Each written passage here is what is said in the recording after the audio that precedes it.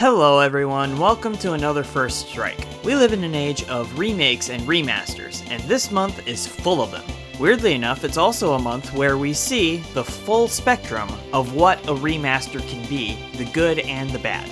This time we're talking about Tales of Symphonia Remastered, a new version of one of my top 5 games of all time.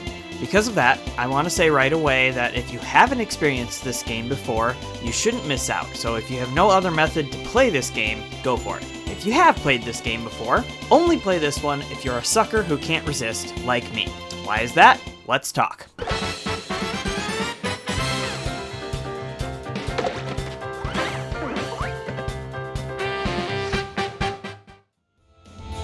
Let's get this out of the way. I feel robbed. I feel cheated. Remasters, remakes, HD versions, deluxe versions, all of those are out there these days, and many of the developers understand the differences. An HD version is the same game, up-resed with little to no changes otherwise. Think Skyward Sword HD for the Switch. It's almost a remaster, but with less work needed. Then you get New Super Mario Bros. U Deluxe for the Switch, which has 2 Wii U games, one of which was standalone DLC, and even added a new playable character and a special power-up. It's not quite a remake, but certainly more than your typical remaster. A remake is a full-on, from-the-ground-up redo of the whole game. Final Fantasy VII and Resident Evil 2 massively changed from their original versions in very exciting ways, even if not quite everybody was down with the changes made. So, what is a remaster? Well, it can be a bit ambiguous, but generally it's a redo of the graphics from the ground up, while upholding the original content and maybe a few tweaks to streamline the gameplay. It's not a remake, as the gameplay and story always remain intact, but it's more than just an HD glow-up. The original Tales of Symphonia came out on the Nintendo GameCube way back in 2004, one of the few but exceptional RPGs on that system, and it played a major role in my love of video games, but that's a story for an eventual backlogged review. At the time, it looked and sounded great, with some of the earliest cinematic game design.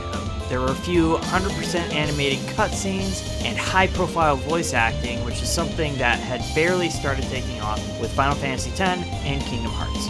If you try to put something standard definition on an HD TV now, though, it really looks super blurry and awful. Thankfully, Namco thought to give us an HD version of the game in 2013. And they bundled the unnecessary, unsatisfying sequel, which was just okay. What they remastered was the Japan-only PS2 version of the game, which meant that it ran worse than its original GameCube version. So yes, it looked better, but only just a little bit. But now, it's remastered for Switch, PS4, and Xbox One. To be honest, I couldn't even tell you what work was actually put into this version of the game. I guess it looks a little better, but it's still running the PS2, PS3 versions, which means it's locked at 30 FPS still. Now, I've lived with underpowered hardware in my gaming for decades now as a Nintendo fan, but this is the second time they've remastered this game. It's kinda ridiculous, but it gets worse. I hate saying these things because I know there are thousands of fans out there who are very, very vocal and probably abusive about these things, but I love this game. I love it so much, and while the lack of effort is blatant to see, I still love it. Because I love it so much, I got all 3 of the new versions, including the Switch version. And that one is just plain unacceptable. If the PlayStation 4 and Xbox versions feel exactly like the PS3 version, there's no reason the Switch can't be the same, right? But it's not! It's worse somehow! It's not game-breaking or anything, but there are things obviously missing that make it clear that no craps were given to this version. When you open a menu, there's supposed to be a blurry yet visible background of the main screen behind it. This is just gone! Completely gone! Nothing but black under the basic-looking windows. Why? Why is that necessary? And the battle transition screens are supposed to break like glass. It's a neat effect, even if it doesn't affect the gameplay. But on the Switch, a blank white screen brings you into battle. Why? The freaking GameCube did all that fancy stuff. Even the PS2 and PS3, all of those are way weaker than the Switch, and you expect me to believe that the Switch couldn't handle it? Look, I'm a benefit of the doubt kind of guy, but I can't come up with any good excuse for why these changes were made. It's not like the game itself is all that worse for it. Why bother calling this a remaster? Call it a port. because even those tend to get more work done on them than what we have here, even though a port is literally taking the exact same game, changing nothing, and putting it on another system. This is a lazy, awful port, Namco, not a remaster, and it's utterly unacceptable. Okay, give me a little bit to recover here. I promise I'll get into the things about this game that are not dreadful. Okay, I think I can move past all that now. As ridiculously lazy as this game is, it's not broken, and both the story and gameplay have made it through unscathed, as wonderful as they've ever been. The story is about the most anime thing ever put in a game, in the best ways possible. You get a little opening that flies over the world map and gives you a legend about an ancient war over mana and the world tree, and there's a goddess that's sleeping, waiting to be woken up. It's all mumbo-jumbo until way later. The core of the story begins centered around a girl named Colette, who was born to be the Chosen, a person who would embark on a journey to restore mana to the world and drive out the Desians, who are an obvious stand-in for the Nazi party of World War II. There is so much that changes along the way, but that is the core of the story. The world's mana is being depleted, and the Desians are terrible, so your group is off to save the world. There are so many little character details that are more archetypal than unique and interesting, but for me, this was the first time I'd seen it. It feels classic, like a Dragon Ball Z or a Naruto kind of thing. If it seems too cliche at first, please stick with it. The story twists in ways that you'll never see coming if you haven't already played this game. It's way bigger than just the Chosen's journey of regeneration. Alright, gameplay time! This is what really got me going.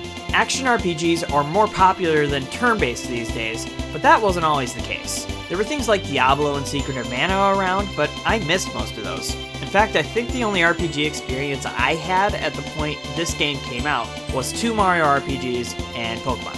This game drew me in by playing not only like an RPG with experience, levels, magic, items, shops, overworld, all that other classic goodness, but it also played like another of my favorite games, Super Smash Bros. Basically, when you enter battle, you are locked into a 2D plane with the enemy you're targeting, and you use attacks and techniques in combination with different movement directions to alter which abilities are being used. You can also pause the battle for special options like item use and specific magic spells. Now, that might sound pretty basic to last you for a 40 to 60 hour RPG, depending how you play it, but there are many mechanics that can be used to make it through to the end.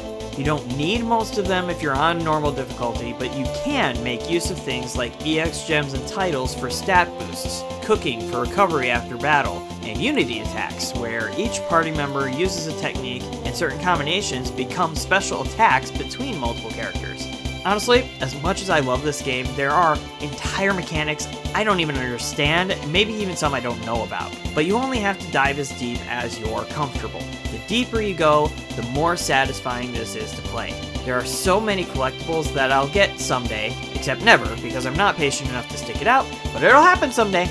At any rate, if it does start to feel boring, maybe use a different character or play with one of the new mechanics. Or, even better, find some friends to battle alongside you because this game has local multiplayer. So awesome!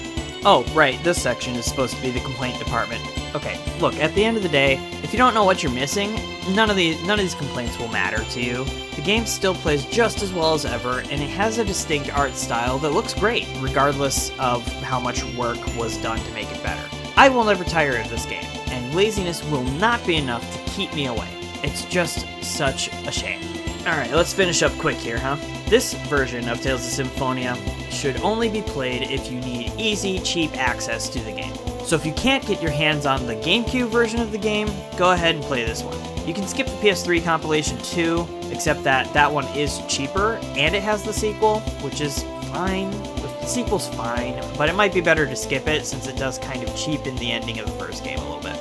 If you have played the original, and don't have a burning desire to play it over and over again, stay away from this new one. It's not worth it. While I won't be further adding my voice to the crowd that is angry with Namco over this, at least no more than what I've already done here, you go ahead and let Namco and the other developers know that this is not okay. This is a cash grab of cash grabs. They clearly hustled it out the door with no care given to the project at all, and we should not accept this. Just be respectful, You never know which person did or did not care, and those who did are already hurting because of all the backlash. Be clear, be firm, but be kind. You'll be amazed how much more effective kind feedback can be in fixing the problem. Ooh, that was a really tough one for me, but I'm still going to happily plug away at my versions of this game. So if you want to see more impressions of new games, let me know with a like and a comment, and subscribe so you're ready to see those videos when they come out. Now I'm going to go cover games that I like a whole lot more, and one of them is the most perfect remaster I have ever seen. Far cry from what we got here. I'll see you then.